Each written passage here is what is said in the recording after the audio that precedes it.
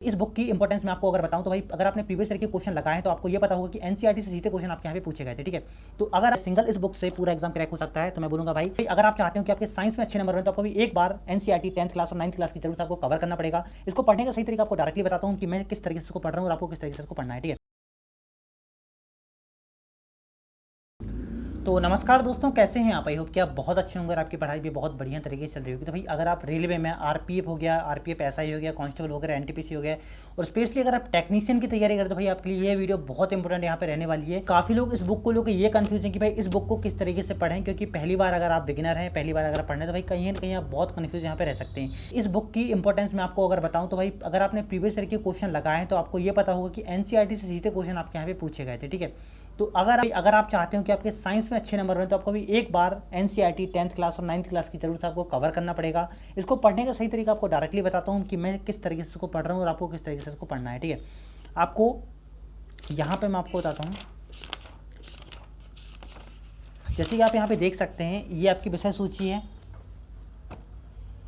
ठीक है, इस विषय सूची में आपको यहाँ पे अध्याय 1 आपको अगर दिख रहा होगा तो यहाँ पे अध्याय 1 लिखा है, अध्याय 2 यहाँ पे 3 4 5 तक आपका जो रासायनिक विज्ञान यहाँ पे दिया हुआ है। इस तरीके से आपको यहाँ पे ब्रैकेट बना के इसको लॉक कर देना। ठीक है, यहाँ पे 5 टॉपिक तक आपके पूरे रासायनिक विज्ञान है। उसके बाद यहाँ पे आपका 6 टॉपिक से लेके 6वें टॉपिक से लेके एक काम कीजिए भाई, आपके पास अगर एनसीईआरटी तो इसको आप यहाँ पे ओपन करके रखिए। फर्स्ट अध्याय, सेकंड, थर्ड और फोर्थ, फिफ्थ तक आपका जो रासायनिक विज्ञान है आपको यहाँ तक रासायनिक विज्ञान इसको कवर करना है। फिर जीव विज्ञान मतलब बायोलॉजी की बात करूँ तो जैव प्रकरण 6 7 8 9 और 10 और 11 अध्याय तक आपका यहाँ पे जीव विज्ञान मतलब बायोलॉजी है। ठीक है, इस तरीके से आपको डिवाइड कर लेना है।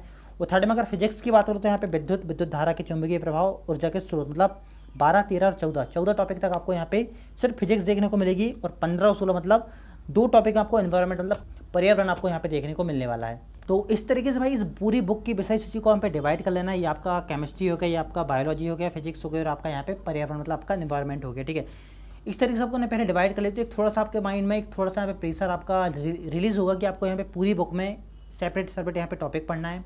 आपको केमिस्ट्री में सिर्फ 4-5 टॉपिक पढ़ना है। जीव विज्ञान आपको लगभग 4-5-6 टॉपिक यहाँ पे आपको पढ़ना है। भौतिक विज्ञान में लगभग 3 टॉपिक आपको पढ़ना है और 2 टॉपिक आप यहाँ पे एनवायरनमेंट के पढ़ना है।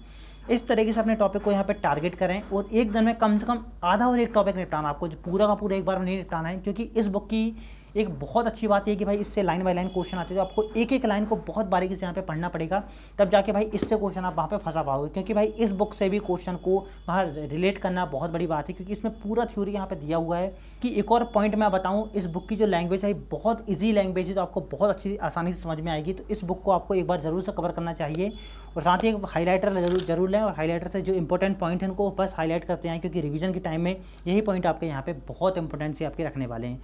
और जो भी आपका छोटा सा नोट्स है कि आपको जो कन्फ्यूजन लग रहा है साइड में बहुत जगह है, तो उसको आप यहाँ पे नोट भी कर सकते हैं। ठीक है, यहाँ पे आप देख सकते हैं इस तरीके मैंने यहाँ पे कुछ नोट किया है, तो इस तरीके से आप यहाँ पे नोट भी कर सकते हैं। उसको हाईलाइट करें, क्योंकि हाईलाइट से ही आप बार बार उसको रिवाइज कर पाओगे और वहाँ पे आप डायरेक्टली क्वेश्चन बना पाओगे। ठीक है, तो इस तरीके से भाई इसको कवर करना है। एक दिन में लगभग 1 से 2 टॉपिक ही निपटाएं, आप पूरा इकट्ठा भी ना पढ़ें, क्योंकि आराम से आपके पास लगभग 3 मंथ से ज़्यादा आपके पास यहाँ पे टेक्नीशियन के एग्जाम को लेके है। और अपने बाकी सब्जेक्ट को भी बहुत इंपॉर्टेंस है, तो उनको भी टाइम देते रहें। लगभग 40 नंबर की आपकी जीके आपका साइंस आनी है और बाकी 60 नंबर में आपका मैथ, रीजनिंग, जीके सभी चीज़ आने, तो सभी को आप बराबर से वहाँ पे स्कोर बना के चलें, क्योंकि आपकी भाई हर एक सब्जेक्ट इंपॉर्टेंट है। फिर आपका जीके भी क्यों 10 नंबर का जीके भी क्यों ना हो गया, हर एक सब्जेक्ट आपके पास बहुत इंपॉर्टेंट है। बस उनकी वेटेज के हिसाब से भाई उनकी इंपॉर्टेंसी को समझें और उनको टाइम देते जाएँ। ठीक है, इस तरीके से भाई यहाँ पे आपका एनसीईआरटी भी कवर हो जाएगा।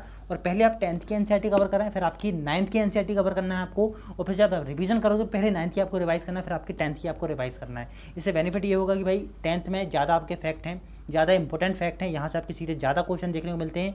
अगर मैं बोलूँ तो भाई अगर 60% यहाँ से तो 40% आपके वहाँ से क्वेश्चन आते हैं, तो 10% लगभग प्लस इसका रोल यहाँ पे है। तो पहले आपको 10th की एनसीईआरटी कवर करना है, फिर आप 9th की एनसीईआरटी कवर कर सकते हैं। और कुछ लोग यहाँ पे एक और डाउट करते हैं भाई जो सार संग्रह बुक है, ये जो सार संग्रह बुक है आपकी सार संग्रह वन लाइनर के नाम से आती है, सामान्य विज्ञान की एनसीईआरटी बेस आपकी महेश कुमार वर्णवाल की, क्या सिंगल इस बुक से पूरा एग्जाम क्रैक हो सकता है? तो मैं बोलूँगा भाई इस बुक में जिस तरीके से फैक्ट दिए हुए हैं उस फैक्ट से आपके जस्ट बेसिक नॉलेज यहाँ पर आपका डेवलप होगा।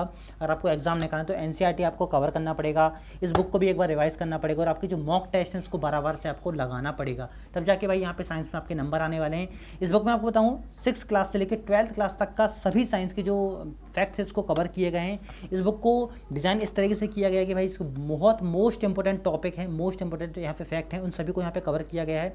अगर आपके पास ये बुक है तो इसको आप कवर कर सकते हैं कि आपको भाई 6 से भी क्वेश्चन आपके आने हैं साइंस के, 6 से भी आते हैं, 7 से भी आते हैं, 8 से भी आते हैं, बहुत माइनर क्वेश्चन आते हैं पर आते हैं। तो आपको ये एक ऐसी 6 to 12 एनसीईआरटी इस टाइप के पतली बुक को भी आप प्रेफर कर सकते हैं जस्ट एनसीईआरटी कवर करने के लिए। पर 10th और 9th की भाई बहुत इंपॉर्टेंट है, इसको आपको डिटेल से ही कवर करना पड़ेगा। इन दोनों बुक को कवर करने के बाद आपको स्पेशली साइंस के बहुत अच्छी तरीके से मॉक टेस्ट लगाने हैं और मॉक टेस्ट लगाने के बाद उनका भाई प्रॉपर एनालिसिस करना है, क्योंकि उनकी लैंग्वेज बहुत अच्छी आती है, लैंग्वेज से ही आपके क्वेश्चन बनते हैं।